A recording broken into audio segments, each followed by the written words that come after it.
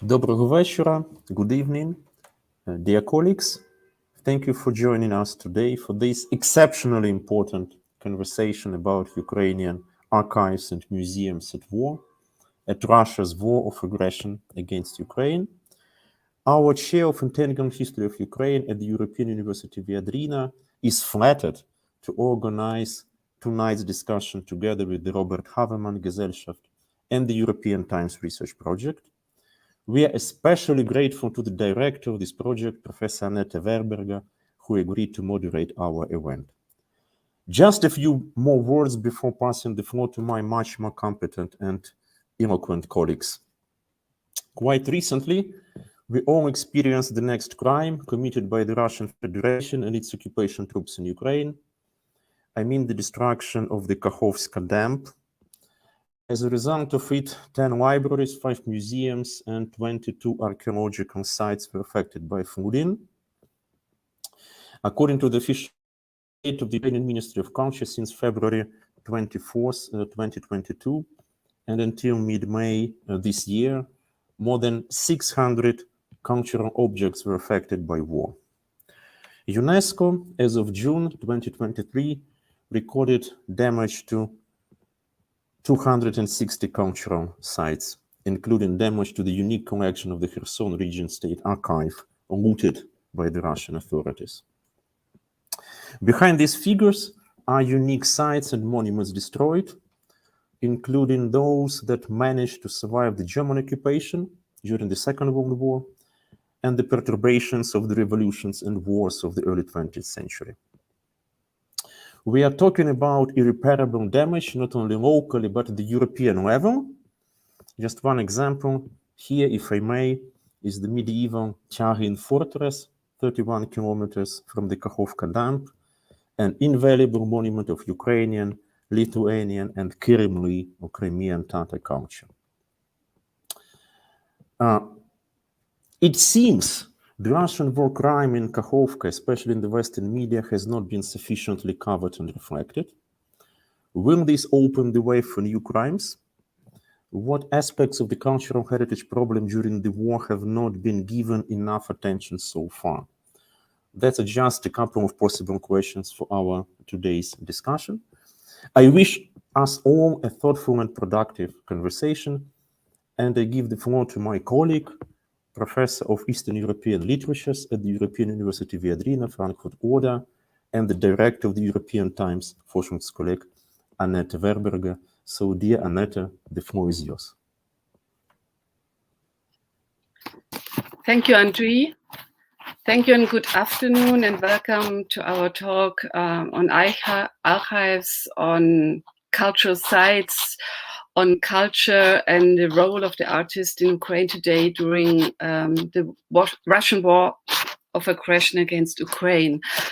I would like to welcome our guests. We have Ola Honchar from the Memorial Museum Totalitarian Regimes, Territory of Terror.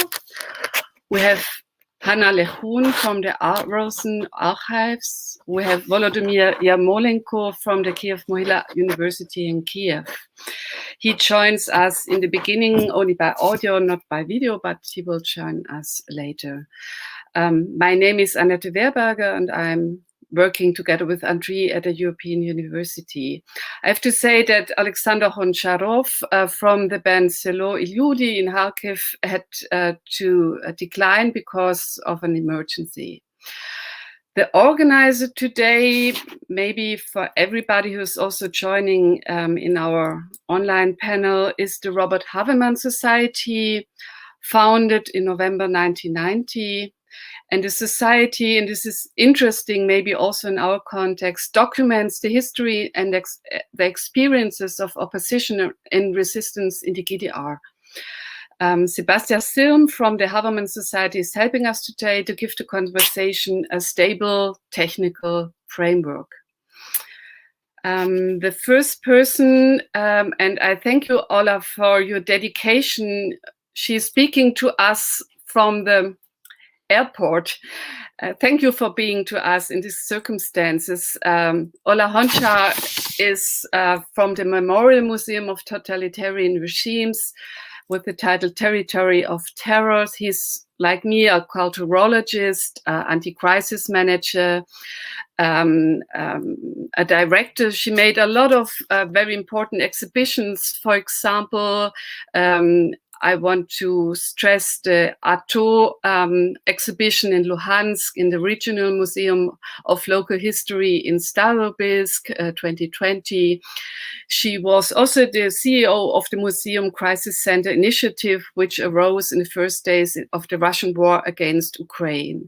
Co-founder of the NGO New Museum and the charitable organization Cultural Heritage Fund of Ukraine. So she knows a lot about foreign museums and the museum landscape mostly destroyed today. And I want to ask you, Ola, you have been working in the museum territory of terror for a long time now. And now you're dealing actually in today Ukraine with a terror regime again, the Russian terror. The Habermas Society also works in the field of preserving and making accessible the opposition and the resistance of this dictatorship in the GDR.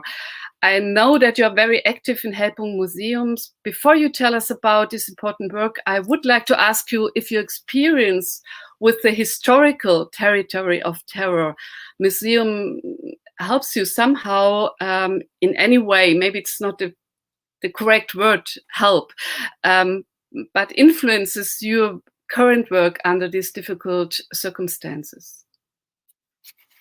Ola, please, I hope you... Yes.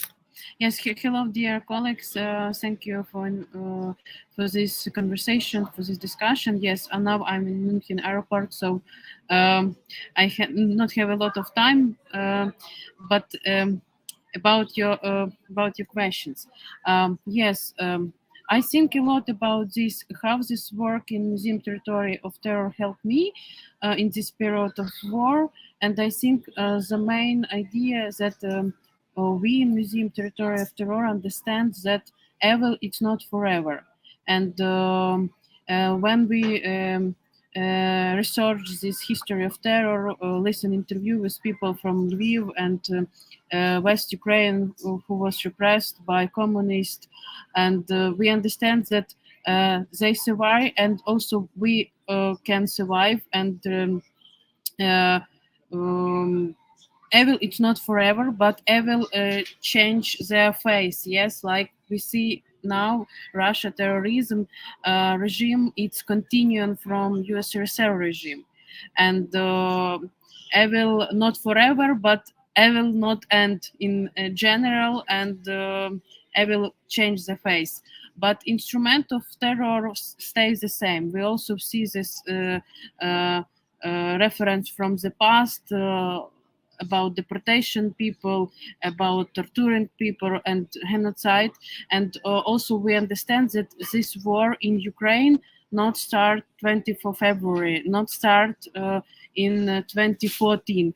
This war started more than 300 years ago, and Ukraine now fighting for the independence and fighting for the rules to be the Ukraine like independent country, and it's why culture is under attack, because destroying of culture is the one part of genocide which now Putin regime organized in Ukraine, and it's why when Russia bomb destroyed museum and archive and so on, is the special plan. It's not mistake. And I think now you can show photo from the museum in Donetsk region. It's museum Nemirovic-Danchenko museum from Neskuchne village, and is the last photo from destroyed museum from Ukraine. Because Ukrainian army occupied this territory, and we can see that Russian army destroyed all and also destroying this museum. And when we talk about how Ukrainian museum routine life in Ukraine, it's if you have border with Russia, like Donetsk region, it's real life for Ukrainian museum. And unfortunately, we have a lot of destroying museum in Ukraine.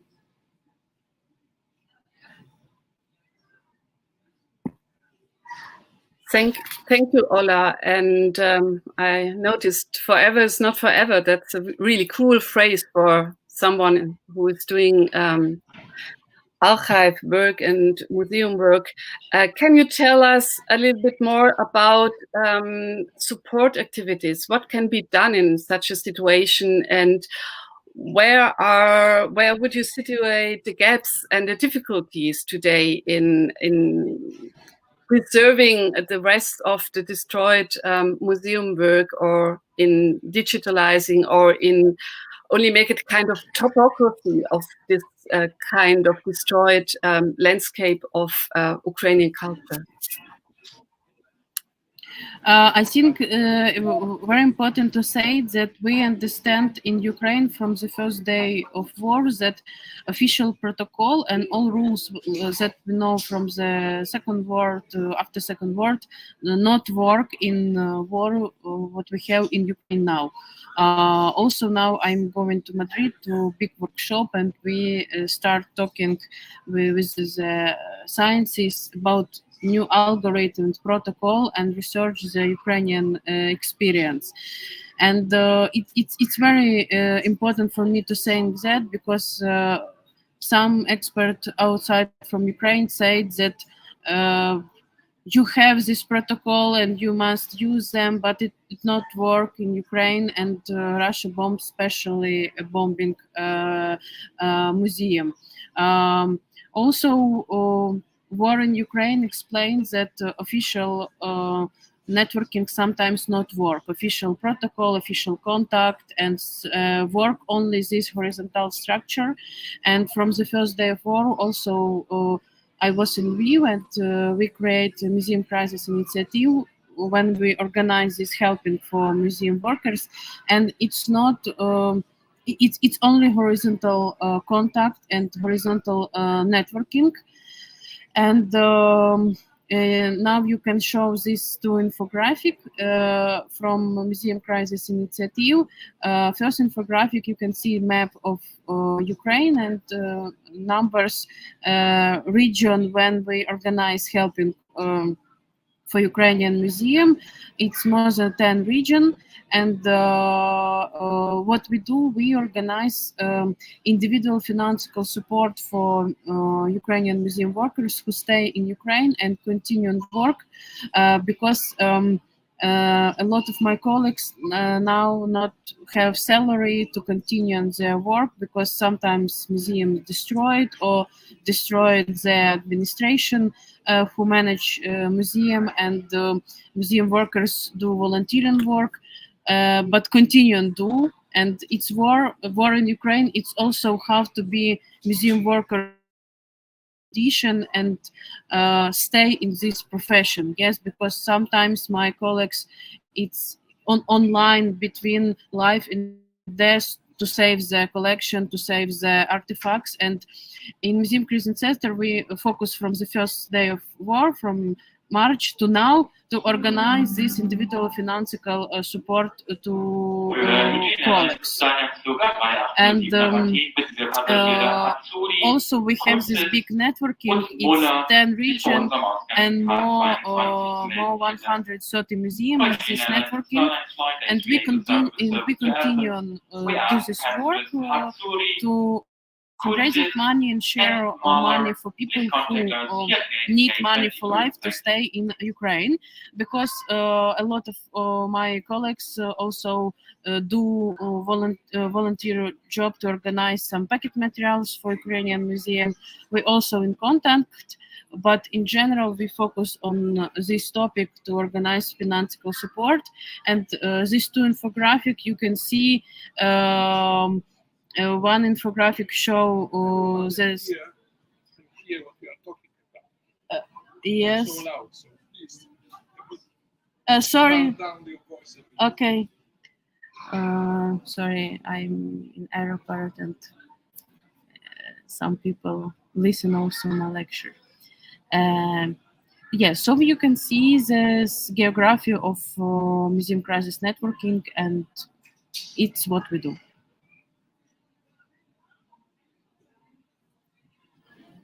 So maybe, Ola, if I may, a last question, because you can't participate at the end for the question from the audience.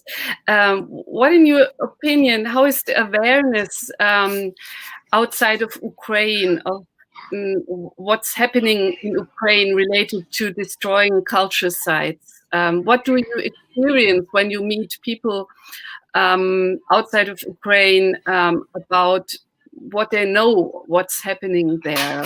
Museums, the libraries, the sites. Could you tell us a little bit about the awareness outside of Ukraine of what's happening? Did you understand my question? No, no. Yeah, I saw it by your face. It's too loud, probably, in the airport. I was asking about the awareness.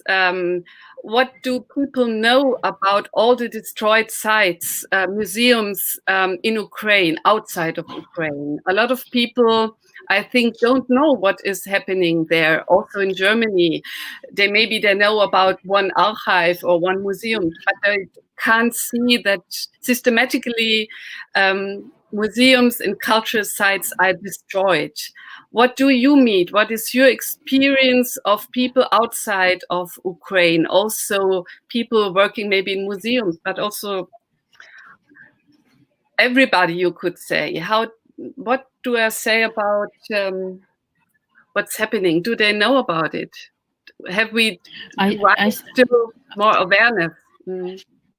Yes, I think in general people don't know about everyday destroying of culture sector in Ukraine, museum, archive, library, and so on. And we try to share this information. We also cooperation with media, and we have Facebook page and share information. But it's everyday, unfortunately, routine life when some museum destroyed from Russia terrorists. And I think in general, people outside from Ukraine don't know about this, but we also create project Wounded Culture, and we documenting how to be museum workers in Ukraine under Russian attack, and also now in Köln, in exhibition about Ukrainian art, you can come and see interview with museum workers from Ukraine, from project Wounded Culture, and seeing this destroying of Ukrainian culture. Or also we have a project with VR glass, and in this year we have showing VR documentation in Berlin, in Cafe Kiev, and it was documentation from Akhtirka Museum from Sumsky region, which also was destroyed by Russian terrorists. So in my level, we also do this information work, but in general, of course, we need more information work also outside from Ukraine to share this experience of destroying Ukrainian museums and Ukrainian culture. So also I sent you link in YouTube when you can see these 5 short interview from museum workers from Akhtirka Museum. So yes, we have a lot of work, and war not end, unfortunately. So let's do work and share information.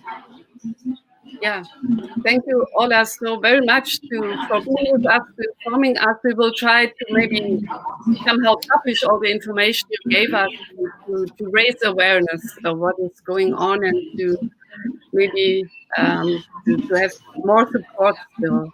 So have a good trip wherever you are going, and thank you. And maybe you can still participate for then our next speaker for Hannah Lachun from the Arson Archives. The Arson Archives is a former ITS International Tracing Service, and the Arson Archives are the world's most comprehensive archives on Nazi victims and survivors. Ola herself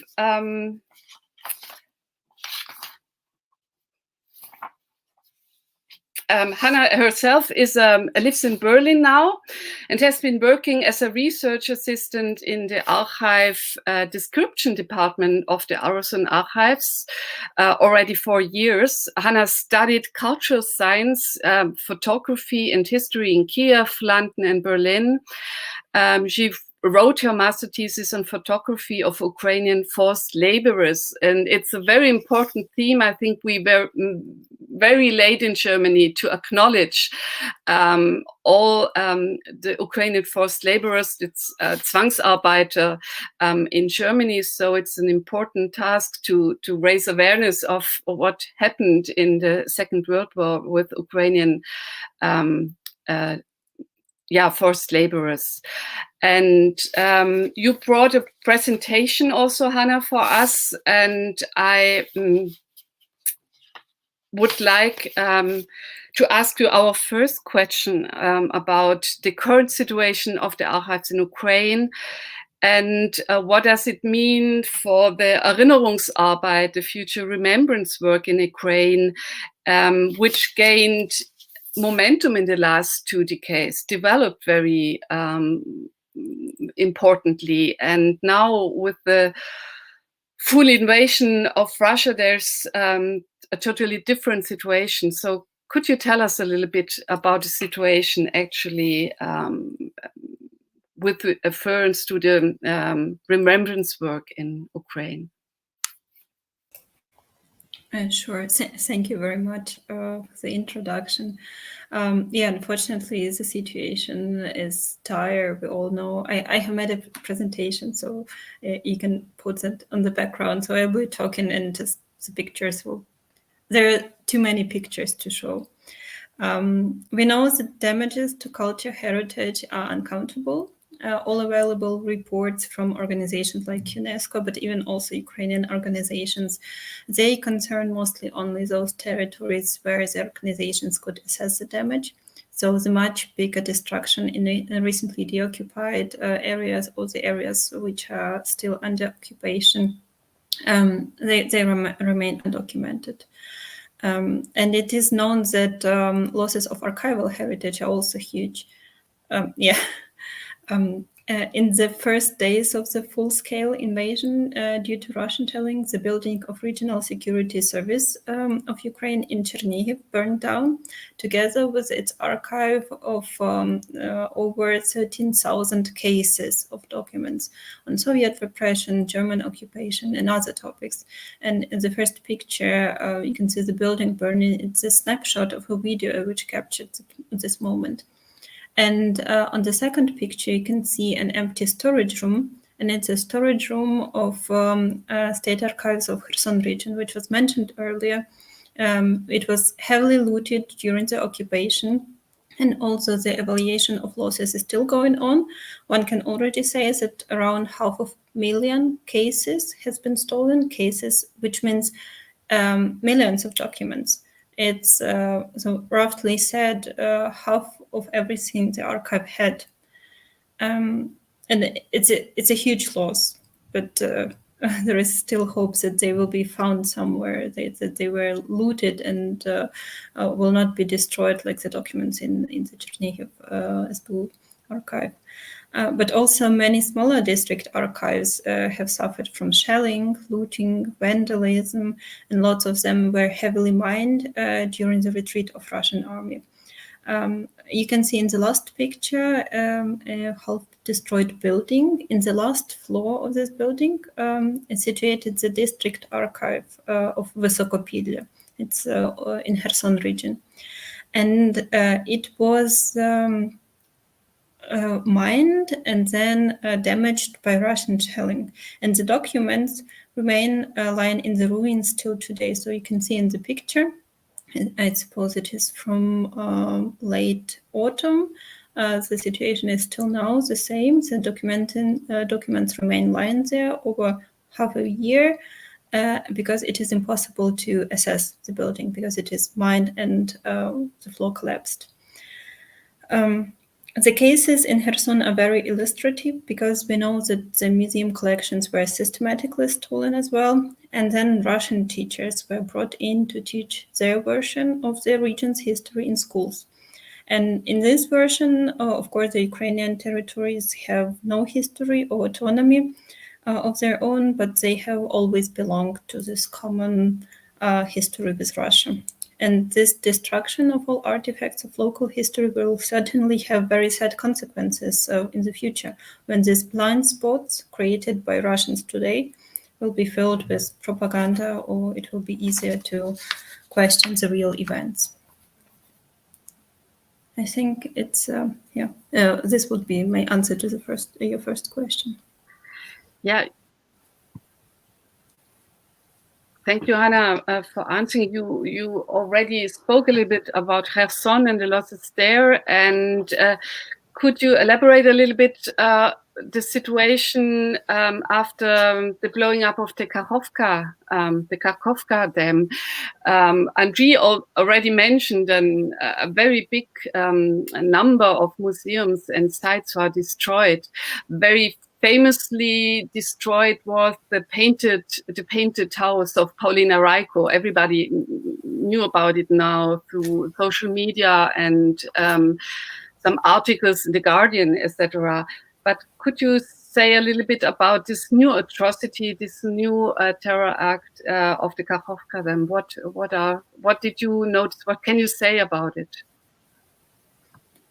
Yeah, sure. I have worked or contacted small district archives in the region, a lot in the occupied region, because we have had some small project with them, and there were lots of losses. Regarding the Kakhovka Dam, it happened so recently that there is nothing concrete that I can report except for one thing, but I can show you the consequences of the occupation. Could you turn on the slide 3? Yeah, so this is the pictures when we were doing our project. This is the pictures we have received from different archives. And this is actually a beta case. It's a workers' archive in Vysokopilya. These are the consequences of the Russian occupation. You see the building is damaged, documents are in damp and moldy rooms, but at least they survived, or mostly survived. But on the next slide, you can see another example. This is the district archive in Velika Alexandrivka. The building is damaged as well. Part of it burned down, and some documents were destroyed by the occupiers, and the rest were moved to the basement only after the occupation by the workers of the archives, where conditions are also inadequate. So the documents suffer a lot, and it's all of the regions nearby, even those which were not under the occupation, they could be under constant shelling, and it's the consequences for the archives is just dramatic. We also contacted non-government institutions that store documents on the topic of World War II, because it's our topic. In the next picture, you can see a unique museum of Jewish history in former Kalinindorf. In 1924, the Soviet government launched a campaign for the mass resettlement of Jews to the steppes of southern Ukraine. And this museum covered this part of history in details.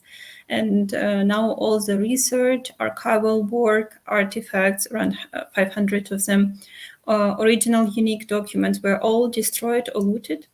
And in particular, this museum lost unique collection of photographs of the execution of Jewish residents during the World War II. And when I talked to the director, I found out that the most surprising thing for the museum staff is actually the defamation of the part of the exhibition about local residents, Red Army soldiers who died during the Second World War.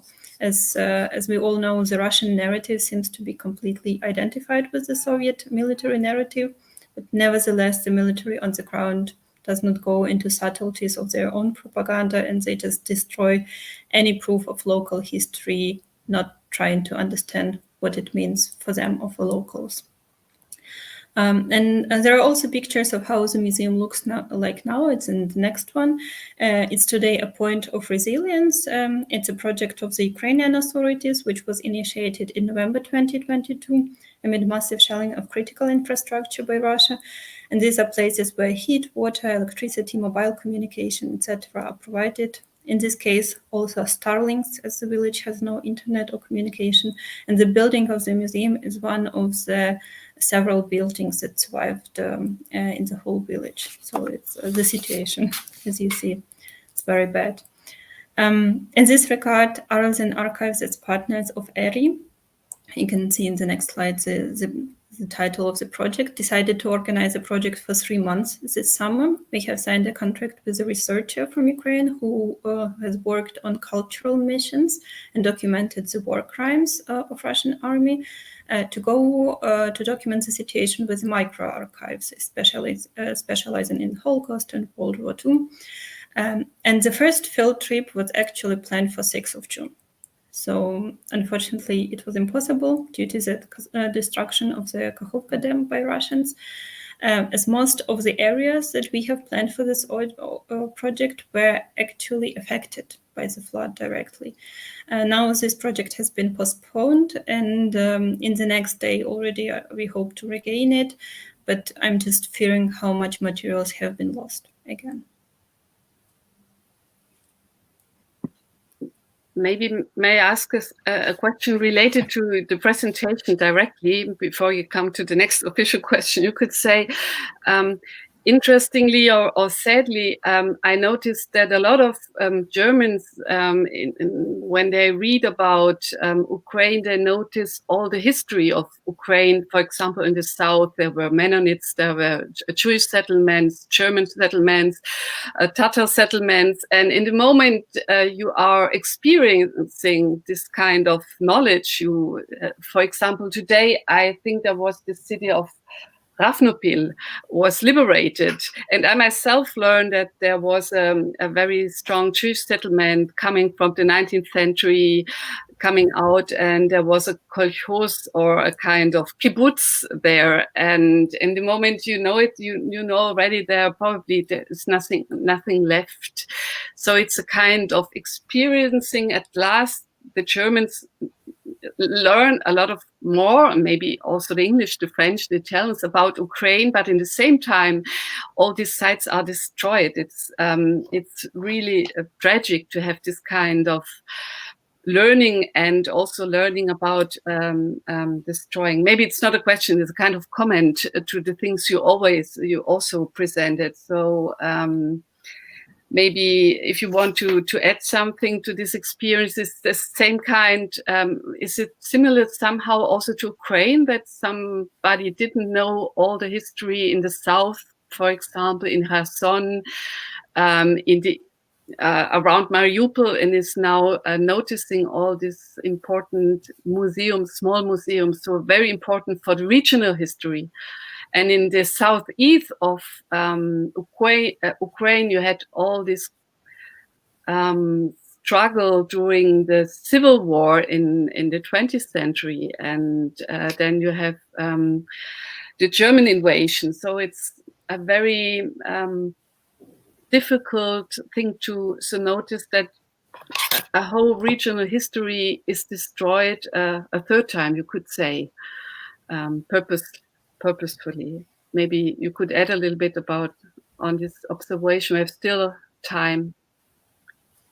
Yeah, definitely, I agree. And I also can say that for many Ukrainians, unfortunately, we find out about many of these institutions or beautiful local museums or beautiful local artists and painters and famous people only from the news about the destruction of their museums or their old heritage.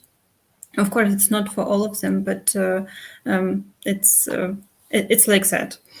No,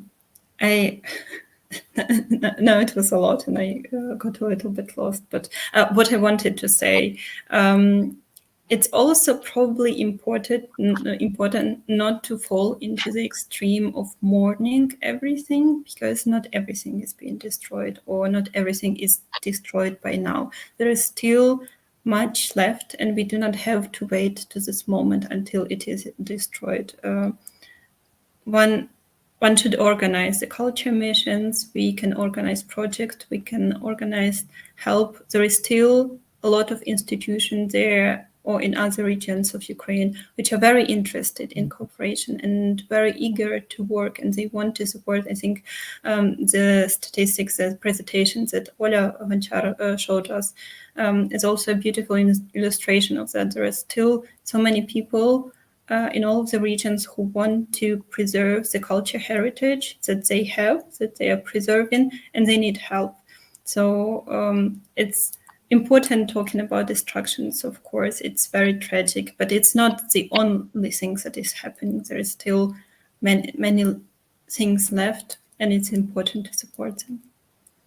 Yeah, you're totally right. It's much more important to speak about what can we do against it. What help is needed to help to damage, but maybe not totally destroyed sites. And could you say, in your opinion, what can be done? What can also internationally be done to help in this situation, to preserve damaged sites, or to help not damaged sites not to be destroyed? Yes, sure. It is always best to contact the archives or institutions you want to help directly to find out what their most pressing needs are. This also can vary greatly depending on the institution. Regional and national archives, they usually have a little bit more resources and access to resources and assistance, but their needs are also immeasurably greater. So it's like maybe more connections, but also much bigger needs. The district archives, which most of which I have shown in the pictures, they're generally less interesting for international projects, and they have fewer contacts. So they receive less help, but they also hold very, very valuable documents. And there is also the issue of the micro-archives. The micro-archives could be the individuals collecting documents and information on some topic, researchers, public museums, institutions, organizations, or even school archives. They may all have documents that are incredibly interesting, such as eco documents that were not included in state archives because they were not in the acquisition standards, for example. And it means that there are bigger institutions, there's all smaller institutions, their needs are very different. But generally, the structure is following: if the building is damaged, the first step is usually to help with the repairs. Most commonly, for example, is installing windows, because windows is something you most often lose as first during the shelling. After that, when the building is suitable for work, one can start preserving the documents. And this requires dehumidifiers, germicidal lamps, archival cardboard, shelves, folders, also restoration materials such as mica paper and archival adhesives. And these needs, which I just named, they are relevant for almost all institutions of all levels. They're the same, but maybe the bigger archives would need more and more powerful dehumidifiers than a smaller archive. If archives have resources, they may also need help with digitizing documents, which requires equipment such as scanners, hard drives, servers, computer equipment, other things like that.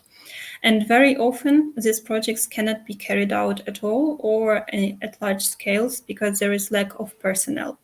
And in this case, it is possible to fund an additional position officially through the institution, as the Ukrainian government currently provides for this possibility. There is a special way to fund additional positions. which can be invaluable for the institution, and it could be a great support also for local people or people who had to migrate to different other towns, especially the professionals. Also, the reference to previous presentation, it's important to give the people possibility to remain in their profession. If you can show the last slide, we have had several projects this year other than archives. We have had cooperation with archives on topic of digitization, state archives of Vinnytsia and Kirovohrad region. We also did this first needs aid to archives in the occupied and shelled regions, so this smaller archives. That's how we found out all the information about the urgent needs with restoration materials and dehumidifiers and other stuff, and got all these pictures. We also did a needs assessment project on regional archives in order to understand what are the current needs, in order to provide for better digitization projects in future. And then we also planned this ERI microarchives project, and I really hope that we will be able to do it this summer or this year. This is, of course, just a drop in the ocean. Unfortunately, there are also other organizations that help Ukrainian cultural institutions, but the needs are still incomparably greater than the available assistance. And in addition, after the deoccupation of further Ukrainian territories, we will definitely learn about the needs of new institutions, to which we didn't have a contact before. So thank you, Hannah. Yes, every drop counts, I would say, but and thank you very much for this also professional overview about your activities. And I would like to ask the audience if there are questions to Hannah, please write them, and we will ask her afterwards. So you can make a small pause, and and if the audience has some questions too, we will ask you afterwards.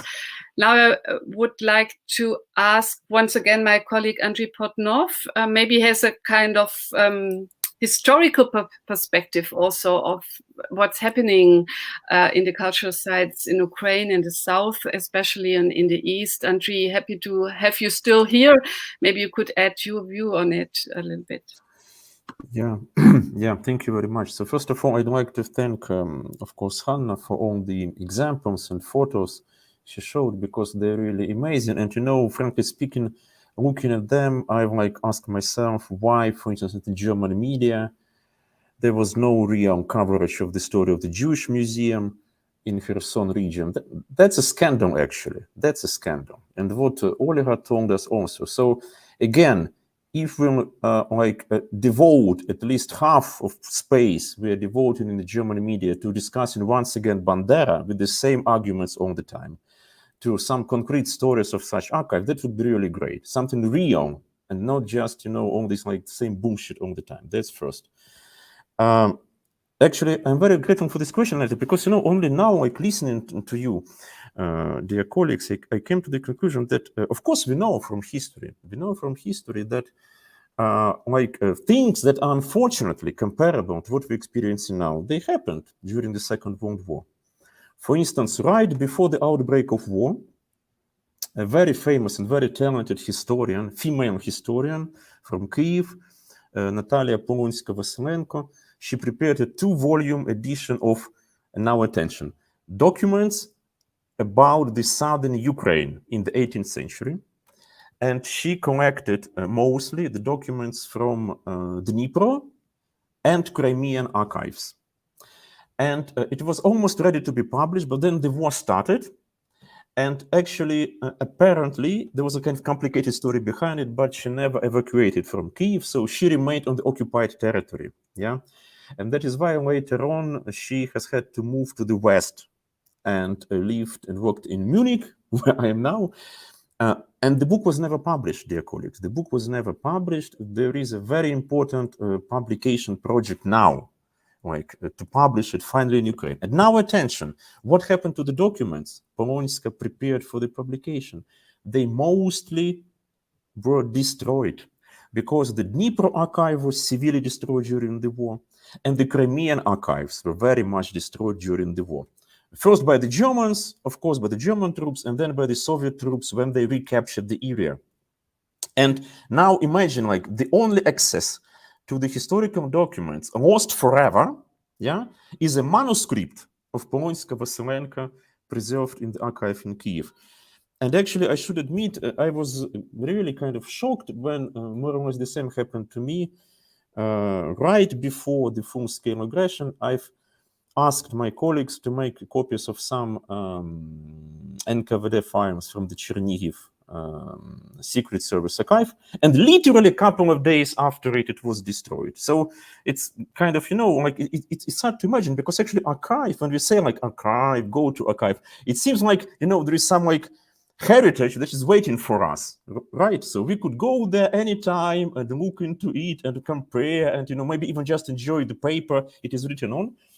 But I think we should be aware how fragile it is.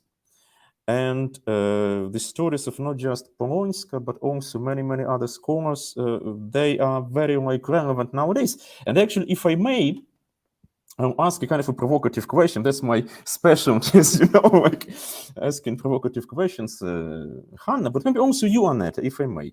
Seriously, what would you think, dear colleagues, about the option of evacuating archives or museums? Because, as far as I know, please correct me if I'm wrong, as far as I know, what happened in Ukraine, in the first months of the full-scale aggression, from Russia. So some archives were just closed down. In some cases, local researchers, they tried to, to take those documents to some hidden places, but there was no systematic, pre-planned, organized evacuation. And maybe one could think about it even nowadays, even evacuation abroad. Again, I'm kind of provoking, but thinking of risking the materials. I don't know. You may comment on it if you want to. I can say a few words about evacuation, and as I know several reports. I don't know when this happened, but many archives have been evacuated. As I know, not the bigger archives, but smaller district archives, they were evacuated to different regional archives. In more safer parts of Ukraine. Some archives, it also depended on the storages available. Some archives, for example, in Vinnytsia, they have almost no storage left even for their own documents, so they couldn't accept them. But other archives, I wouldn't go in details because it's not the public information, but they accepted, bigger archives accepted documents from the smaller archives. But of course, this evacuation was very hectic and very, documents were packed in boxes, which were probably not planned for that, and lots of documents mixed up. But of course, it also happened. And I also know, unfortunately, a very sad history that evacuation of one archive was failed or in the process because it was shelled. So on the way, the volunteers or the people who were doing it were shot, and the truck with the documents was, I don't know, probably also destroyed. So it's it was also not easy. There is another museum on the Jewish history in Kryvyi Rih, the Mikhailo Marmur Museum. They also did the evacuation of their documents, but then the documents came back because it's also very complicated to continue functioning if your documents are in some storage in between, and these storages, they usually also do not have the appropriate conditions for the documents, and it's only as a temporary solution. So something is happening, and definitely it's not publicly announced, but it's also very complicated.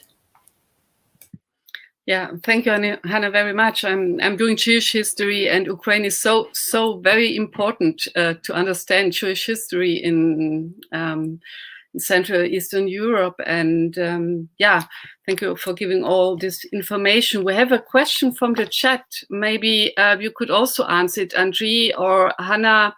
We have a question I would like to ask also afterwards. Volodymyr, but we can ask it also already here. The question about the role of culture, Ukrainian culture for Ukrainian resistance. It's a very popular, very important question. For sure, it was also a question for Alexander with the music, because the music is a very visible thing of resistance, you could say today. But maybe if one of you want to say add 2 or 3 words about the role of resistance. I'm not sure. Hannah, Andrei, who wants I could say very quickly, and then of course, as you see, Hannah, she's really competent in the issue, so she could add some concrete informations. I think the role of culture is crucial, and actually that's what is also always missing in the German debate, because the German debate on Ukraine is very much, let's say, action politics plus recently military issues, which is all important, no doubt about it. But if we have no culture included into this debate, then we still continue treating Ukraine as just a territory, just a battlefield, just a place where, name it, like different worlds meet. And that is why, actually, I would dare to say that there is no coincidence, as Olga rightly said, that the cultural objects, museums, theaters, libraries, that they are one of the first victims, so to say, of the occupation.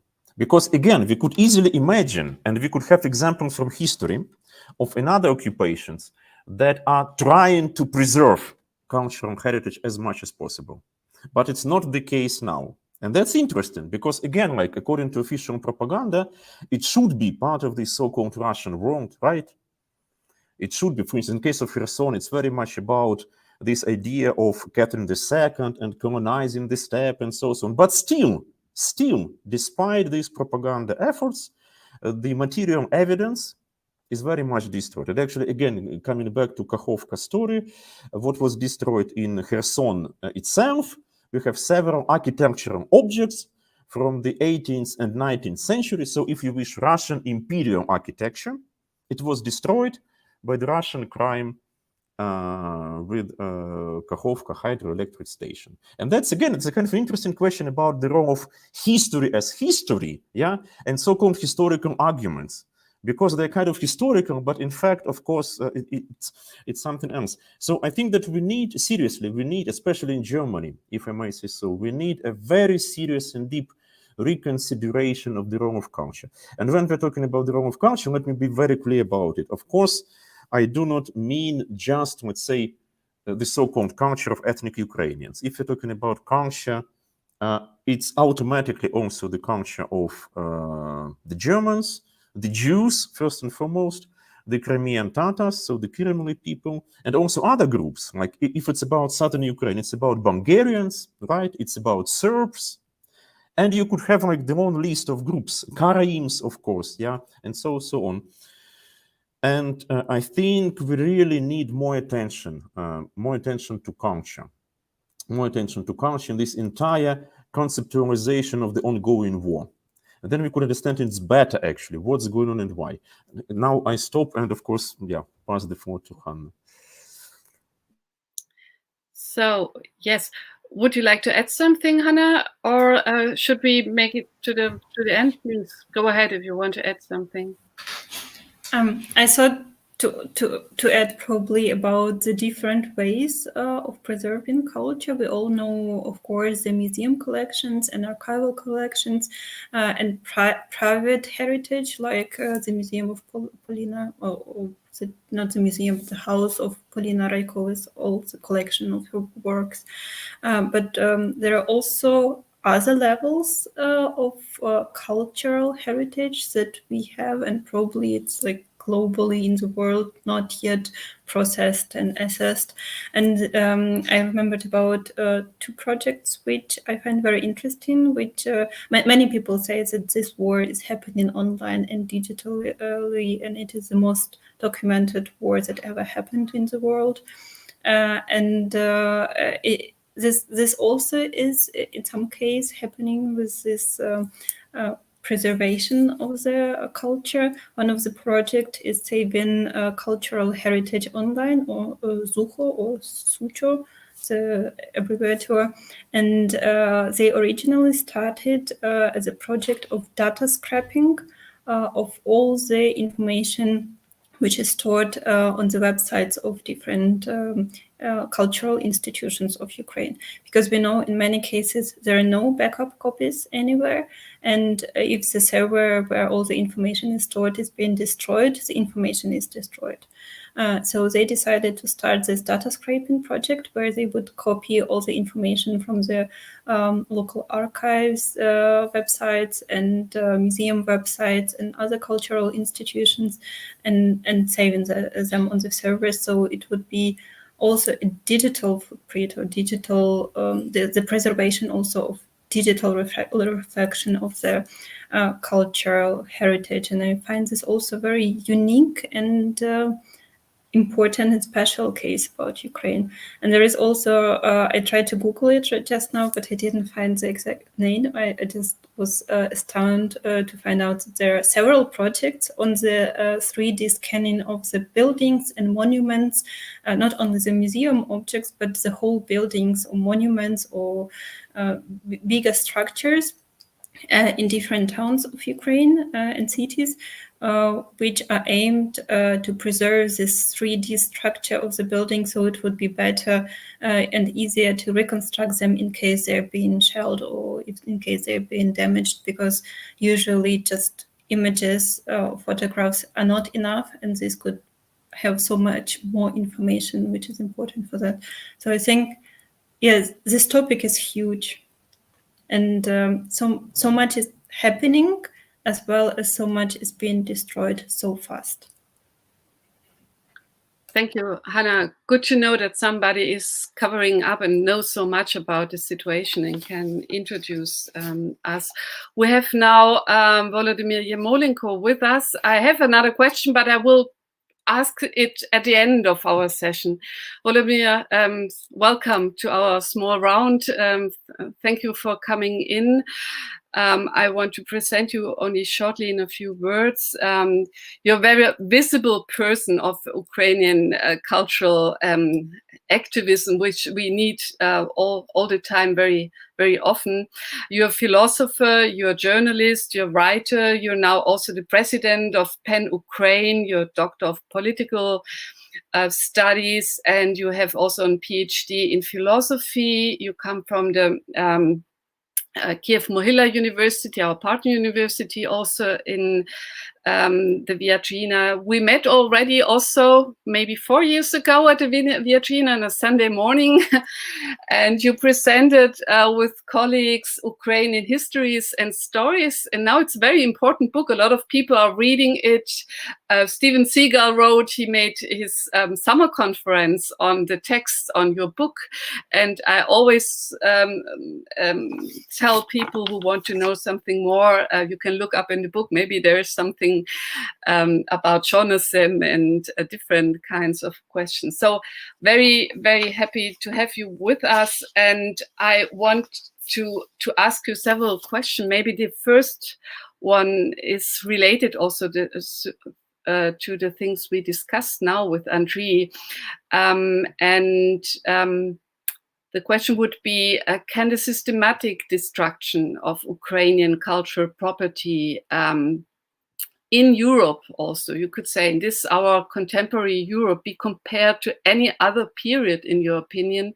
Maybe not the Roman times, but the modern period. Can it be compared to the destruction of the World War II? And we know that Ukraine was 2 times occupied by German troops, so in the 20th century. So it's another time, a destruction of culture in Ukraine. Can you give us a little bit of your scaling of this kind of destruction, in your opinion? Thank you, colleagues. It's a great pleasure to be with you. I'm sorry for being a little bit late, but I listened to everything which was said from the very beginning, so I'm in the context. I really don't. I don't have a measurement to say that uh, yet. So we obviously need time to understand it. I do think that there is a certain difference, which I always try to highlight when I speak to the German audience, and not always my remarks are welcome in this audience, and I understand why. But I'm trying to say that Nazism is obviously an absolute evil, but that doesn't mean that there is no other types of absolute evil. And when we say that there are several types of absolute evil, and I'm talking about Nazis, but also talking about Bolshevism and Stalinism, it doesn't mean that we kind of devalue or diminish the absolute evil of Nazism. But I think there is a certain structural difference between Nazism on the one hand, and Bolshevism as a continuation of Russian imperialism, because I consider Bolshevism as a continuation of Russian imperialism. The Nazi ideology was obviously very much focused on biology, as we know, and on differentiated look on biology. So the Nazis were saying some people are biologically higher than other people, right? The Soviet regime, if you look at it, and the way how, for example, Ukrainian authors describe Soviet regime, which are again not very widely read in the world, like Ivan Bahrani, for example. When you read the Garden of Gethsemanius attentively, and for example, this episode when the prisoners, 28 prisoners, were put into a cell for a single prisoner and kind of reduced to biological bodies. The thing is that this pattern is repeating right now in this war, because when you read it today and you look at the reports from the town village called Yahidne in the Chernihiv Oblast, where people were just put in the basement and to the capacity that they were not able to sit down or to lay down, put into the basement by the Russian soldiers.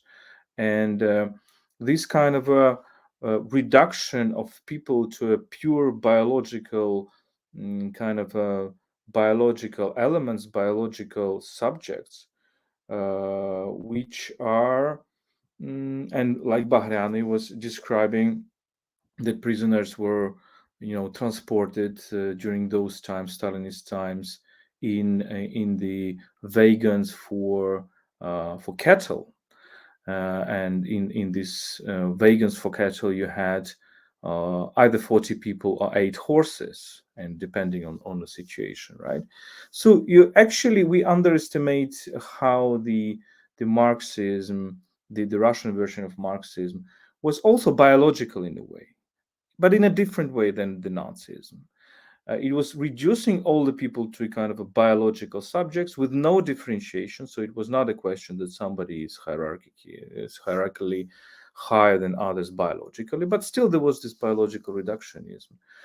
And of course, in this situation, I mean, there is no talk about culture. Culture is something very, very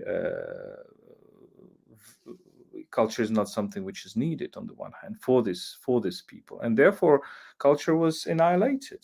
So culture was one of the biggest enemies of the Stalinist regime, and therefore we know the stories that before the Holodomor, before the genocide of the Ukrainian people, first the intelligentsia was eliminated, hearts and minds of the Ukrainian nation. The same was with Polish nation in Katyn, and we can continue this analogy.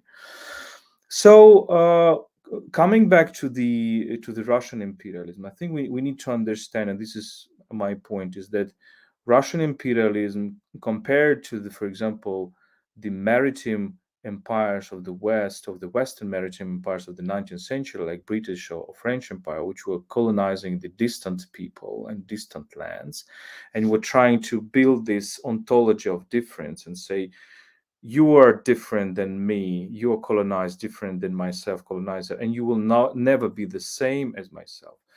Russian colonialism with regard to Ukrainians and Belarusians and other nations was a colonization of the close, of people who are close geographically, ethnically, linguistically, and therefore the argument was, if there are any argument, but the thing was that it is not the difference which is a tool of domination, it's the sameness which is tool of dominations. And Russians were saying to Ukrainians, not that you Ukrainians are different than us and you will never be the same as us, but rather you will never be different than us. You are the same. You are just Russians, just, Russians with certain deviations. And therefore, the attack on the culture is very important in this regard, because what differentiates Ukrainians from Russians for them, for this ideology, is basically the questions of culture. It's not a question of biology, it's not a question of race or whatever else, right? So this is another type of imperialism, and no less dangerous, which produce also a lot of crimes. But we should understand that in this battle of Russian battle against Ukrainians, culture really plays a big role, and therefore we see how Russians kidnap and kill Ukrainian writers like Volodymyr Vakulenko or some other cultural figures, how they destroyed museums. You already talked about it. So, for example, the Museum of Skovoroda and Skovorodinivka, if you have time, I can show the pictures, because I myself, we went there sometimes a few months ago after the destruction. And the problem is that in this museum, all which is around is just a fantastic park, very meditative park, and there was no military objects and there was no military there. So it's really very far from the idea of military objects. Therefore, Russians come to the Kherson Fine Arts Museum, and we also went to Kherson and we talked to people who work in this Kherson Fine Arts Museum, and they described us how it was actually going. And if you want to know more, we have a podcast on our Explaining Ukraine podcast about this. And they stole 10,000 works of art, 10,000 works of art, 80% of the whole collection. And then you have stories of the libraries. We travel a lot with PEN Ukraine right now and visit the ruined libraries. And sometimes it was not deliberate. Sometimes it was indeed deliberate, like the library in Kherson itself. So you have this dimension, of course. Yeah, thank you, Volodymyr. And you mentioned Ivan Bakhyanin. It's a very interesting case, because you could say in Germany we could do a lot of preserving Ukrainian culture.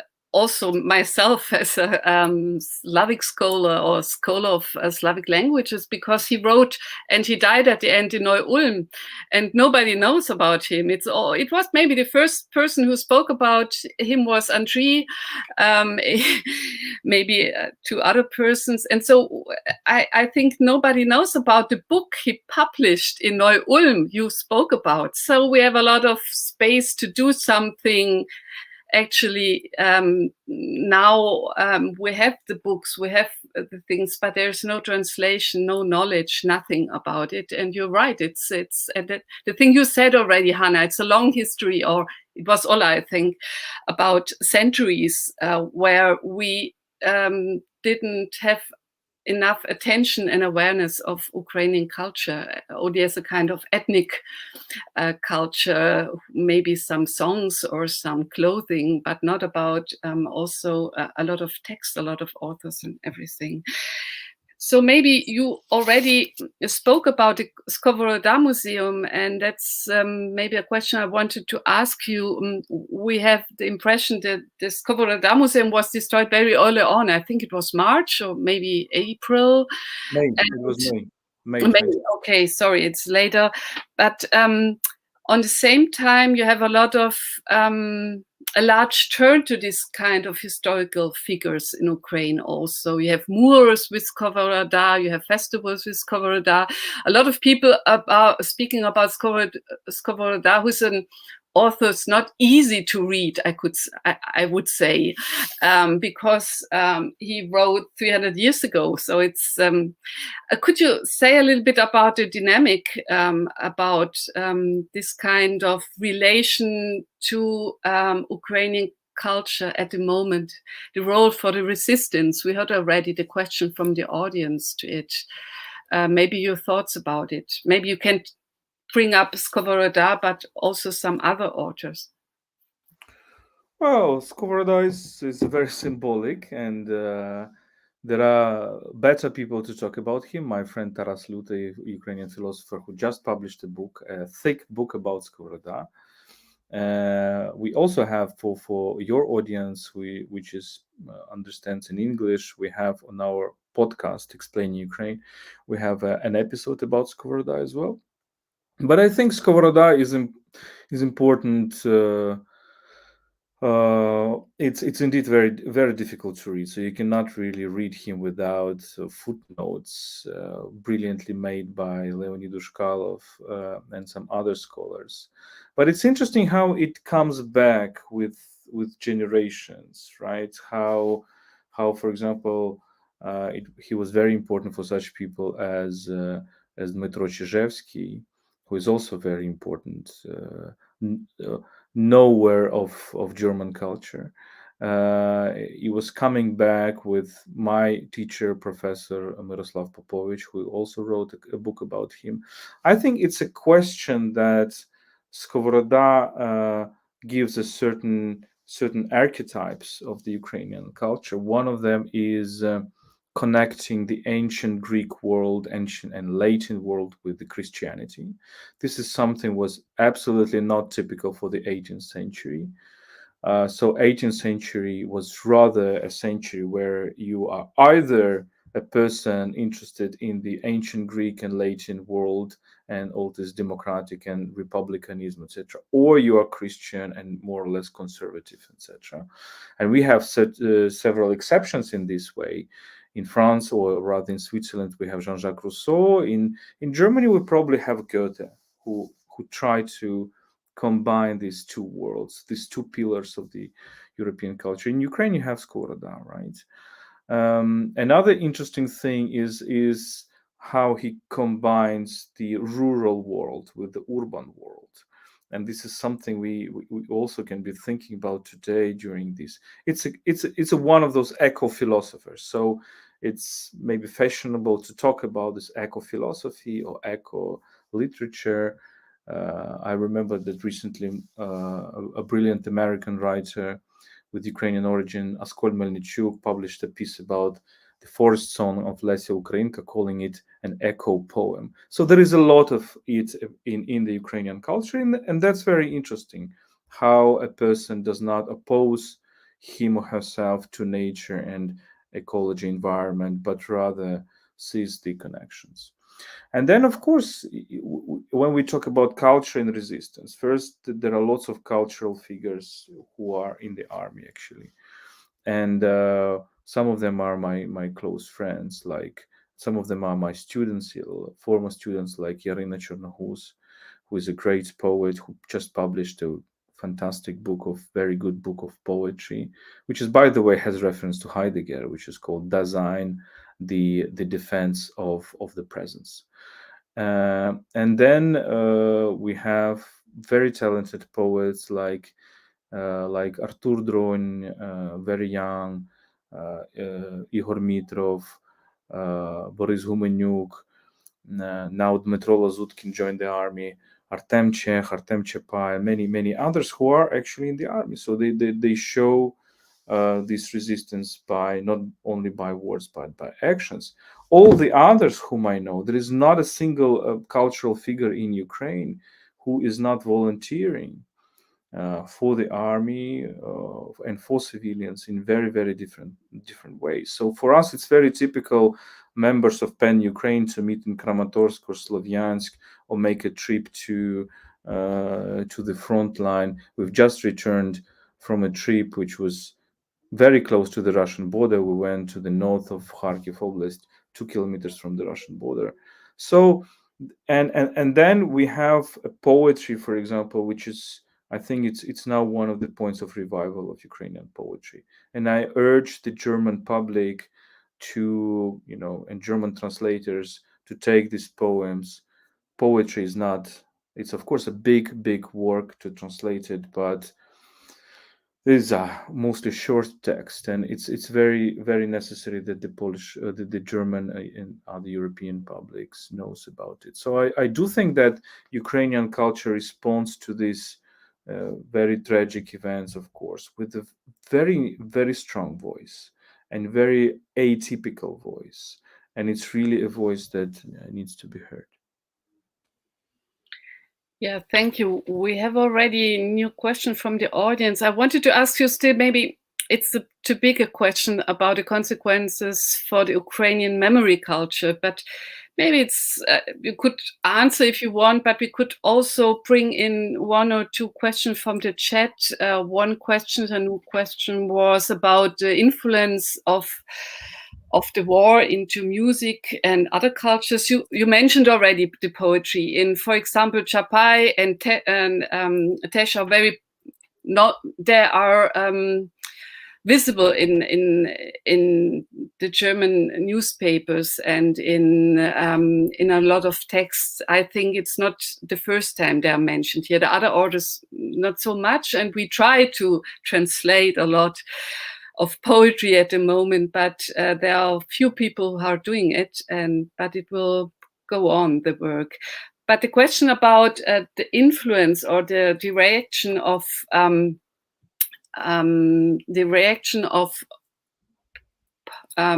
poets, of writers. Could you speak a little bit about the interaction there? Is it not also, are there not only people who say, now I can't do a poem because I have to do other things? How would you? We had this initially. I remember when we came to Kharkiv in August 2022, and we had an event in Yermilov Center with Serhiy Zhadan, and he told us in August that he cannot write poetry and he cannot write texts. He can just write Facebook posts about about funds he collects for cars and other equipment for the army. But now it appears that he can, and he publishes a new book, right? Yeah, and he doesn't stop with his volunteer work. Many people went through this element of silence. So of course, at a certain moment, you kind of I had once an expression that literature during the war, it's a blasphemy and a duty at the same time. Blasphemy because the words you use will never match the reality of pain, of tragedy, etc. The same for reportage, for example. How can you really write a story about a woman who just lost her daughter and granddaughter in 1 second? Or how you can write a story of a man who we met in Izium who lost 7 members of his family in 1 second when Russians bombed these 5-story buildings in Izium. So it's always a question that you intrude into somebody's pain, and it's very difficult. But at the same time, if we don't do that, then it will go to the oblivion. And this is what happened very often with Ukrainian culture. And on your previous panel with Hanna, when you described the questions of archives, this is precisely that story, that a lot of this memory has gone. And we understand, I once realized that in any history, actually, in any memory, we forget much more than we recall, than we retain, because the memories of those people who have been killed will never be retained. So they will never tell their stories. It's only the others who are telling stories. So we always kind of live on a certain island of memory, which is surrounded by the ocean of oblivion. And of course, we need to keep this island of memory as much as possible. Therefore, I think for many Ukrainian writers, there is this point at which they said, yeah, we need to overcome this silence. And we've just, Pan Ukraine just published a collection of Ukrainian poetry, which is called Pomir Siren, Between the Sirens. And Sirene, it's a word that can mean several things at the same time, which is edited by Ostap Slavinsky. And by the way, we also try to find a new expression for poetry, and our forms are to combine poetry with music. It has been done already by numerous figures previously, by Andrukhovich, by Zhadan, by Oleg Kadanov, and Zhadan with his Linia Mannerheim and others. But we are now doing it regularly at Pan Ukraine. Every month we collect musicians, philosophers, and poets, and it's just poetry and music at the same time, and we have full of people. Just lots of people come to listen. So there is really a demand for that. And I think in that collection there is several dozens of poets, so this poetic stage is now very strong in Ukraine.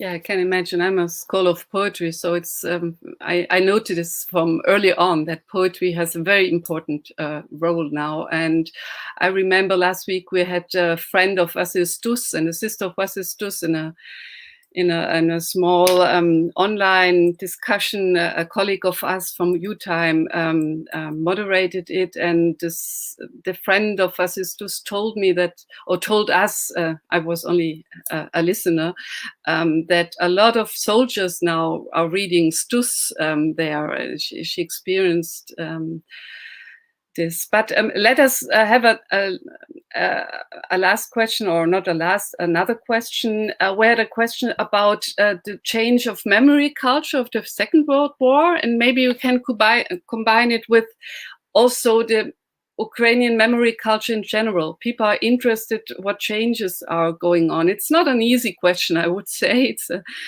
a difficult question, and there was already a different kind of memory, I think, to the World War II already 15 years in Ukraine than in the Soviet space. Could you start also, Andriy, if you want to add something? Could you tell us a little bit about this kind of change of memory culture? Oh, does it change? Or does it come out in a stronger way, and it was already there before 2014, for example? So I will tell you two things. First is a kind of a tragic or comical anecdote in the English sense of the term, so the real story, connected with Stepan Bandera. So we went to a village called Nechvolodivka, which is very close to Kupiansk. Because now Kupiansk is still a dangerous place. There are not very many of civilians, and Russians are trying again to attack Kupiansk. And we talked to starosta of this village, who was kidnapped and tortured by the Russian soldiers, and to his wife. Starosta is called Mykola, his wife is called Natalia, and their grandson is called Stepan.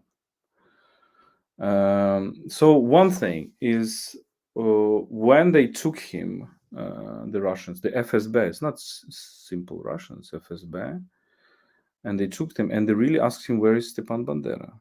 So they really believe that he is a living person, and he is somebody somewhere hiding. And I heard this story many times in the media, and I was thinking that it is a joke, unless I talked to a person who really said that this is a question which was asked. Another thing is that there was a rumor why he was actually kidnapped, for various reasons, but one of the reasons, because collaborators, and there are collaborators, unfortunately, in eastern Ukraine, and other parts of Ukraine, I mean, has everywhere. So they said to the Russians that this person named his grandson Stepan because of Stepan Bandera, you know.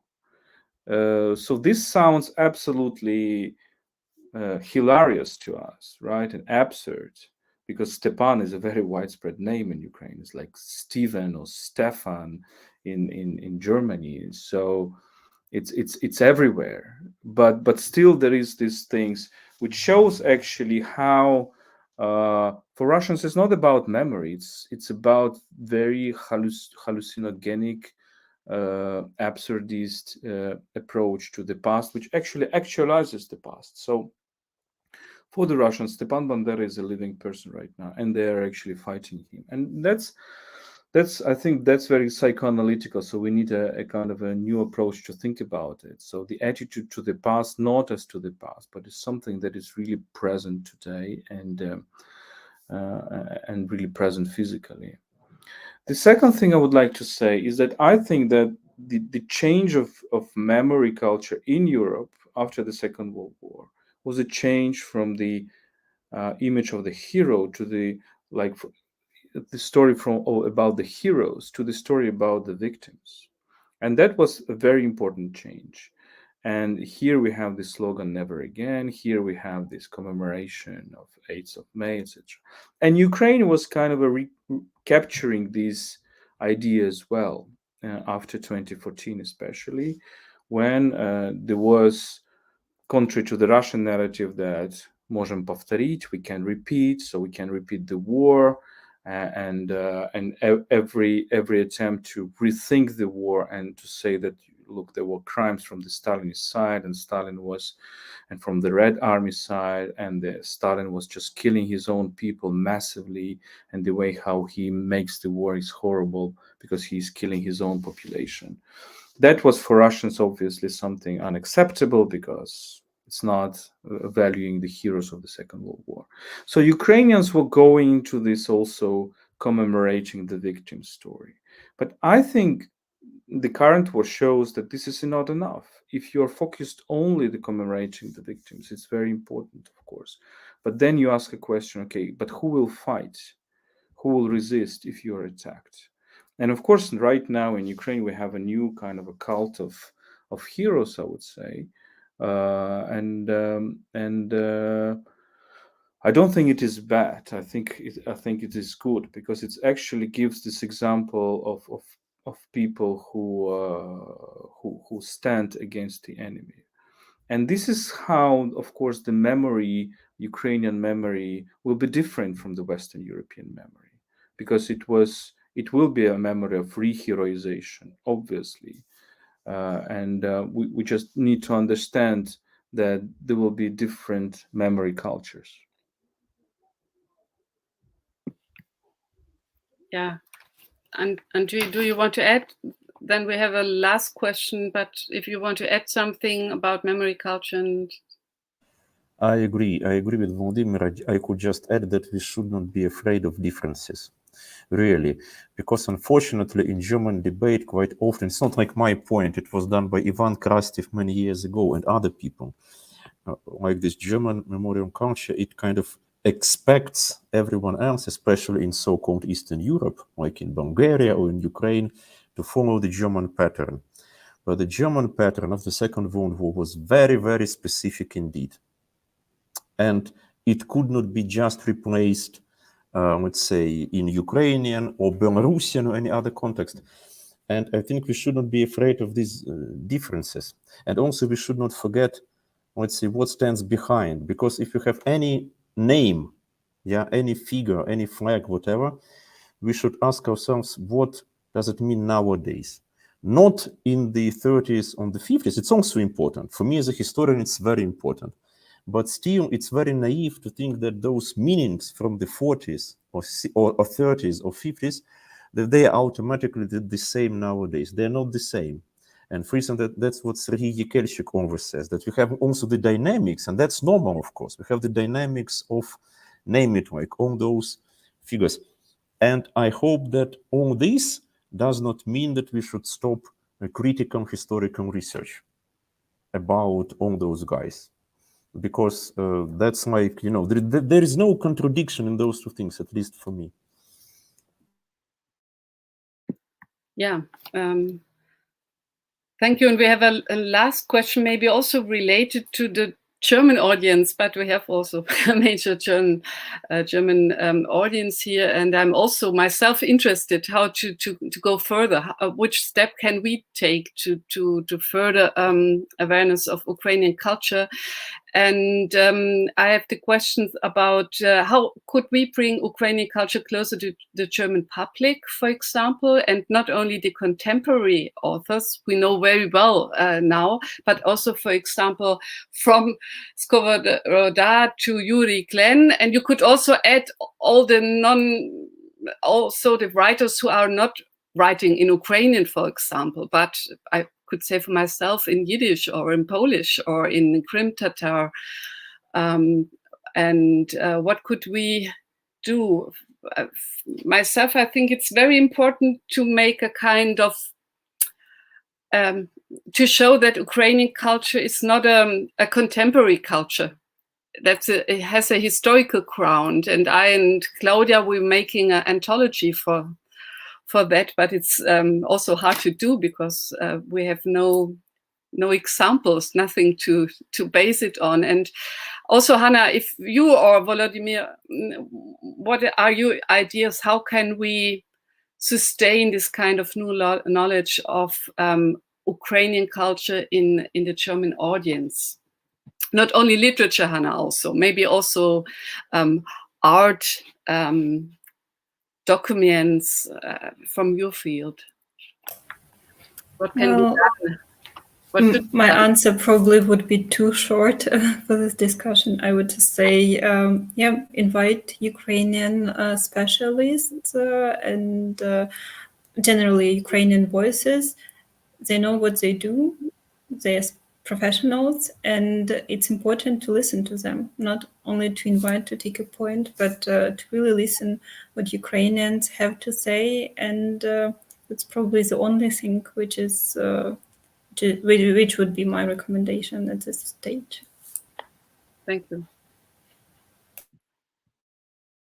I would just add that there is enormous connections between the German-speaking culture, let's say, and I will tell probably the banalities, right? There is a whole bunch of Germans, authors in German who are connected with Ukraine, like Paul Celan or Josef Roth or many others. But there are also Ukrainian authors. Your people, the person who asked your question, he mentioned Yuri Glenn, who has the German origin, and the same we can say about Mike Johansson. I think, and by the way, I also started musical experiments, so I'm a philosopher musician. So I wrote a music, and then I wanted to read a poetry, a very good classical poetry, and I chose Mike Johansson. So Mike Johansson also, I think, one of the greatest Ukrainian poets actually of the 20th century. One of the greatest. He's the way how he works with language is absolutely fantastic. Or take Yuri Shivilov, absolutely our key figure of our intellectual life, and I'm very proud to be one of the, and Andriy, by the way, to be one of the persons who won the Shivilov Prize in Ukraine, and for us, Shivilov is a very important person, not only for Ukraine globally, but also for Kharkiv. There is a literary residence in Kharkiv. And basically our kvartirniki, poetic musical kvartirniki, started under the shelling, under the bombings in Kharkiv in the apartment of Yuri Shivilov. And he has also the German origins. Then all those the so-called colonizers. Colonization can be different. I would say that German colonization, personal colonization, we have so many stories. Like you take the Askania Nova, now occupied, park, environmental park, which was set up by a German family. Then you have an enormous role of the German and Dutch Protestants. For example, in Zaporizhia region, on Chortytsia, you had the Mennonites, German and Dutch Mennonites, who were actually running the economy, and there are lots of stories to tell. And I think it's really lots of very interesting stories to tell this connection. And of course, the Jewish world is very interesting. I think the Yiddish world is very interesting. By the way, a footnote. I opened a Russian edition of Shalom Aleichem, and it was interesting that it was written перевод с еврейского. Andrei, it's very interesting thing, very interesting. So it's not translated from Yiddish. So it means that the word Yiddish was kind of also pushed back in this Soviet culture. It's interesting. Yeah, so thank you very much. A lot of things to do, Hannah. I think we started with the destruction, but we were very constructive at the end, and it should be like that. We have a lot of work to do, and I appreciate it very much that you took your time. It was difficult for you, Volodymyr, also, and Hannah, for presenting us all the pictures and all the pictures from Kherson or from the occupied cities, and also a thank to Ola, who is already in the plane now and going somewhere. Thank you very much, also in the name of the Havemann Society, and yeah, hoping to see you soon. A lot thank you maybe also to Bożena Kosakiewicz, who organized it. I'm only sitting here and speaking, but the real organizer was Bożena. Bożena, thank you very much. And also Sebastian Silben, who give a safe space digitally to our talk. So thank you very much. Give you our greeting to Ukraine, Volodymyr, and we will stay. Thank you very much. And it's very important that you do these events and you focus on culture. Really big thanks for that. And it's indeed very, very, very important. Thank you for your effort. Thank you. So bye and Thank you.